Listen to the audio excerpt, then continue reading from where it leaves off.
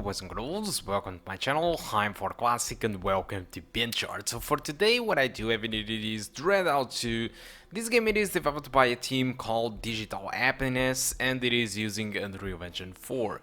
Digital Happiness it is a studio that it is from Indonesia. Probably this is the only international studio that it is developing games for for all the other countries, and they seem to be taking on one of the most iconic games from PlayStation 1, which is Fatal Frame, or I believe Project Zero. So let's start with the settings, because I know this is why you are here.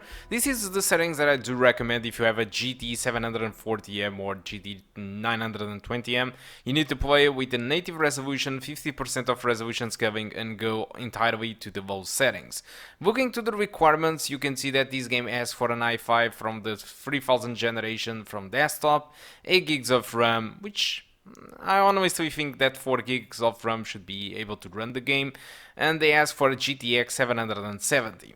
So with the low preset, which uses 89% of resolution scaling, I got an average under 30 frames per second, and that is never good. So that's why I decided to go with 50% of resolution scaling and use the low settings. With that, I got an average of 38 frames per second, but still the 1% low, it was 21.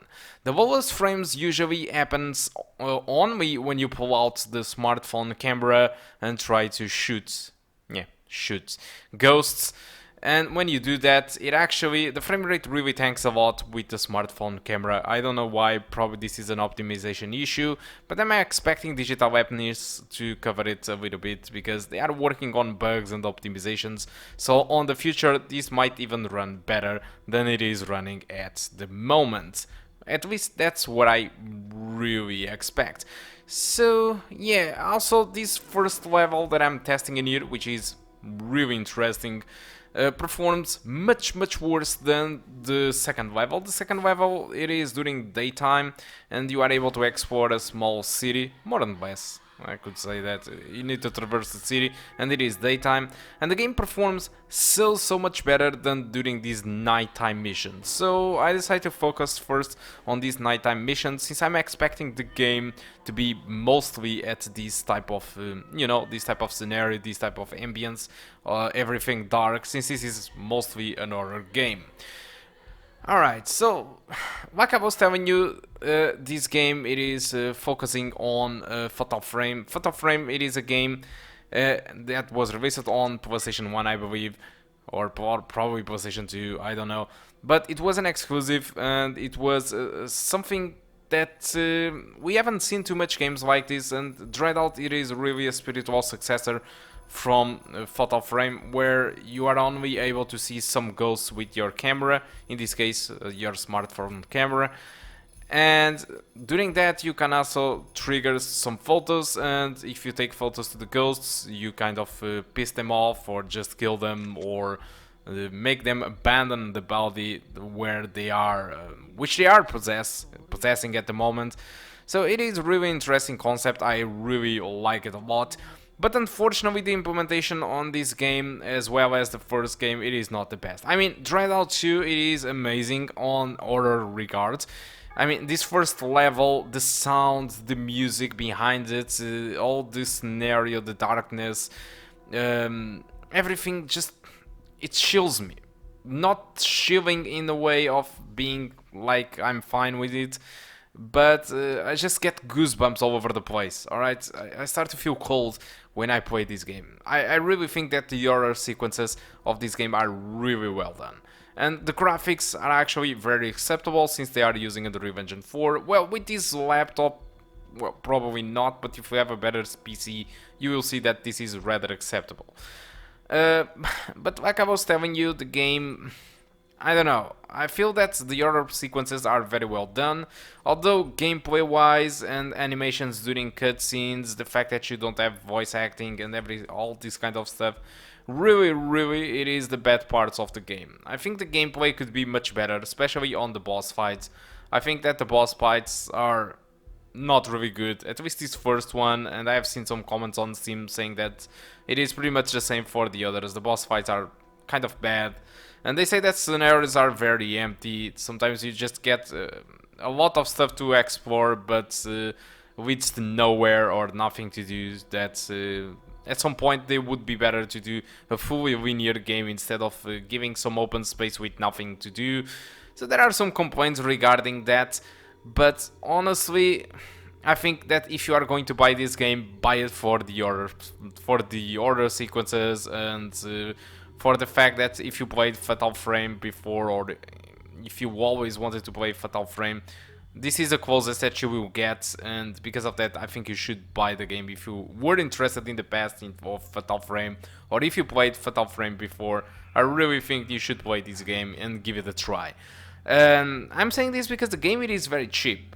I think the Digital Webness recognizes that, you know, there are bad parts about the game, the gameplay, the animations, all the things that are wrong with the game. I think they do recognize that, and the game costs only 15 euros on Steam. And yes, it is on Steam. This is not an Epic Store exclusive, which means that you can get on Steam or any other shop for 15 euros. This is the launch price. It is amazing. I have seen some complaints about some groundbreaking issues, but I also have seen some patches being released by Digital Happiness, so I'm pretty sure that they are covering all the issues of the game. Keep in mind that this game have a story, despite it is not very good, so it should probably be a good idea to buy the first game before playing the second one. Alright, still, on the second game they have a kind of a small movie which explains what did happen on the first game, but like I said, you should really buy the first game first and then the second. Alright,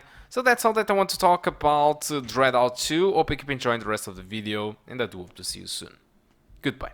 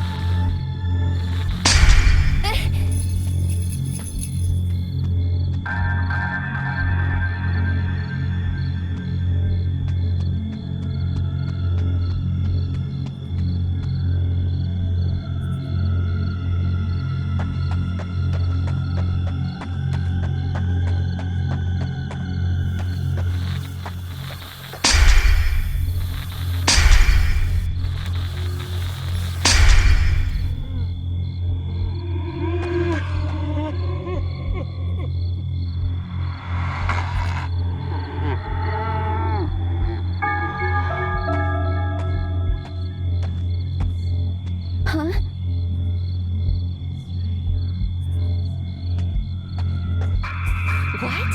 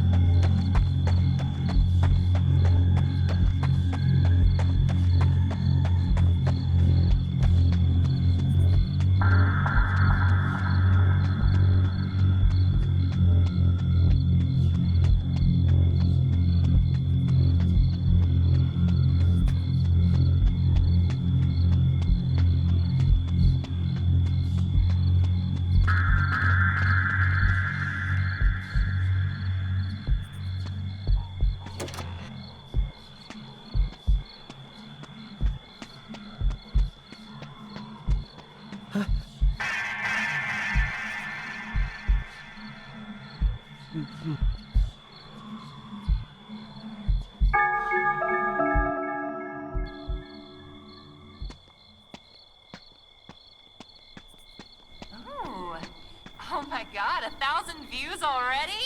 Notification gang, holla! So, you guys have heard about this evil bitch, Linda, right? She's the one that caused all these accidents lately. She's the absolute worst.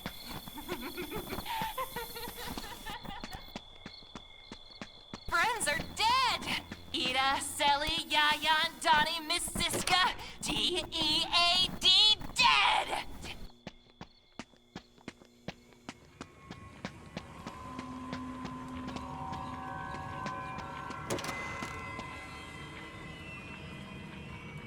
Ah, she finally decided to show up. Let's get this vengeance party started!